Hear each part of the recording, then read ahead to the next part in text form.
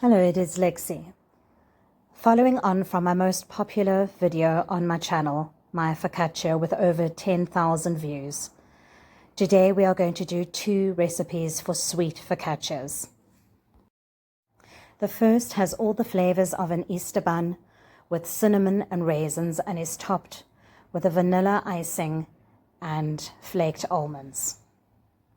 The second is a chocolate focaccia filled with dark cocoa and topped with chocolate pieces.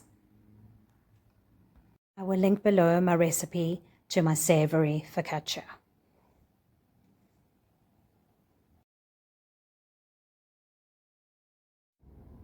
Right, let's get started.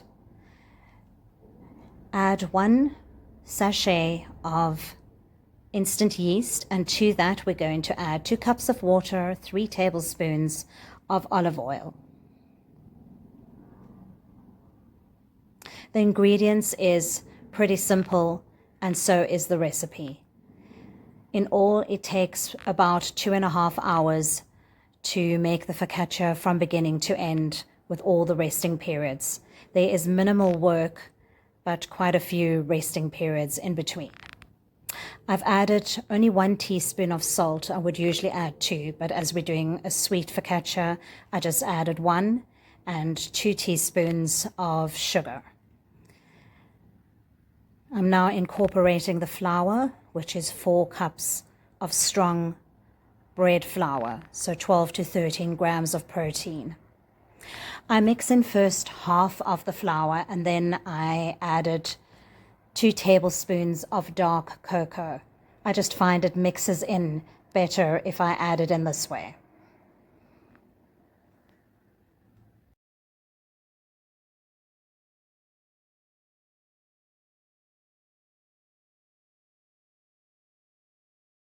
Quite a wet, sticky dough, so we will not be kneading the dough.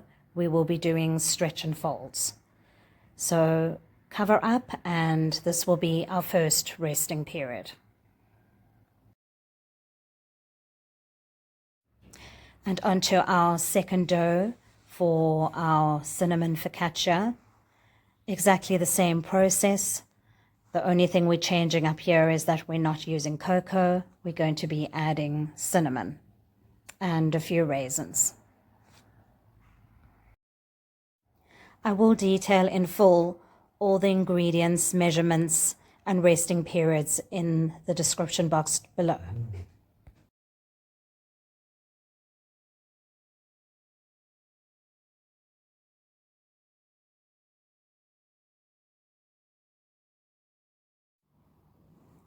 And this will be our first set of 2 stretch and folds.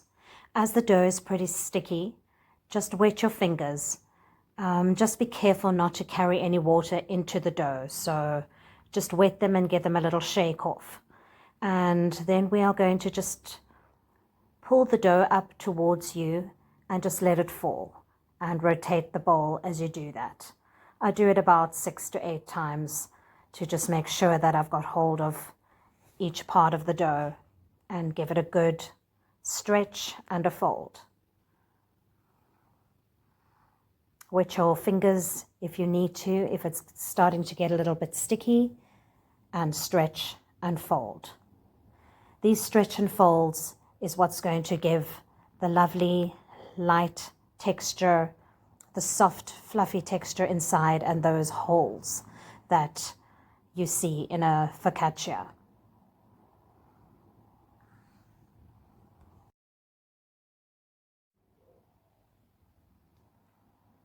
After 1 hour, we're going to do our second set of stretch and folds. And we do this exactly as we did before. And I apologize, I did lose the footage of where I was opening the bowls so that you could see how they had doubled in size and how beautiful and light and fluffy they were. I've had mild vertigo today, and I've not been too good on the camera, so sorry about that. All right, so then we're going to get them right into our containers. So the cinnamon one I wanted to make into an oval so that it would look like a big Easter egg and decorate it that way. So I'm using one of these foil containers, and just get your dough in there and just very gently just stretch it out. It's not going to stretch all the way out, and that is absolutely okay, because after the next resting period, it will have on its own stretched out some more. So just encourage it in the direction that you want it to go, and then let it be. The chocolate focaccia I just put in on a baking tray.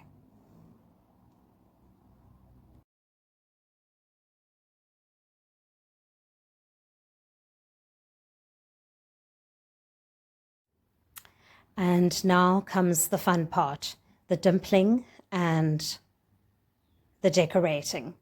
If you've got little fingers in the house, this is a great job for them to do, and they absolutely love doing it.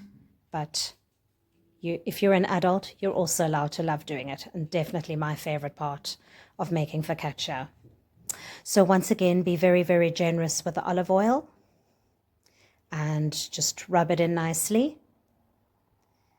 And then we are going to do the dimpling.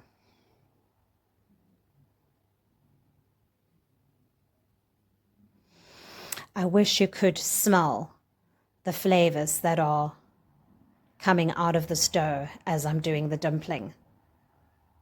Absolutely beautiful. And look at those bubbles. And that's it. That's all I'm doing to it. I'm not putting anything else on top because we're going to decorate it some more when it comes out of the oven. I am spraying some water, and the reason that I do this is so that it does not burn. We are baking on quite a high heat of 220, so make sure that you bake on the lowest rack in your oven. So the chocolate focaccia, once again, be generous with the olive oil.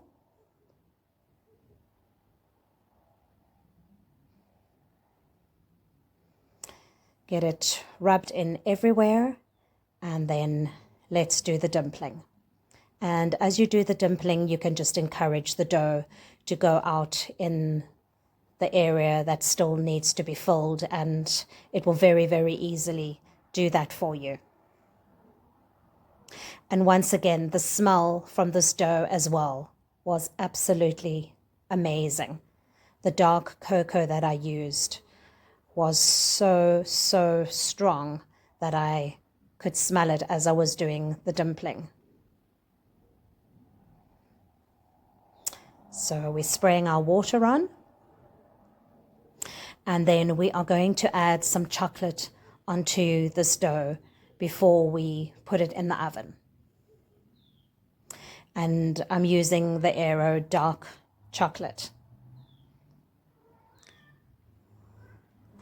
I was trying not to make it be oversweet, so with the dark cocoa that I used and this dark Aero, which isn't oversweet, it came out really, really nice. It just had that little hint of sweetness without being oversweet. This chocolate is also super easy to cut. So this was fun, and also if you want to get your children involved, this is also a nice little part for them to get involved in. And you can be creative here. You can do it however you want to put it on. I've really just sprinkled it on any old how. You could also use chocolate chips if you wanted to add some nuts into this.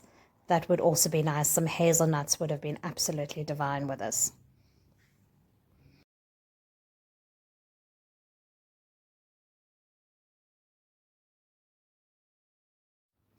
And this is our cinnamon focaccia, straight out the oven. And it was beautiful and crispy on the outside and had a lovely spring to it, nice and soft on the inside. And I just made a vanilla icing So just some icing sugar, a little bit of milk, and some vanilla essence. And then I just sprinkled it on top. And then try to be a little bit creative to make it look like an Easter egg. So I took the flaked almonds and I just made little patterns across to make it look like a fun Easter egg.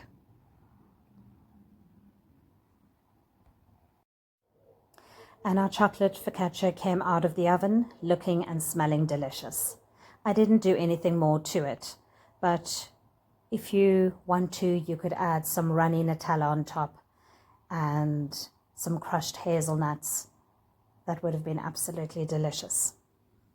Cut it open and add some beautiful mascarpone and some strawberry jam.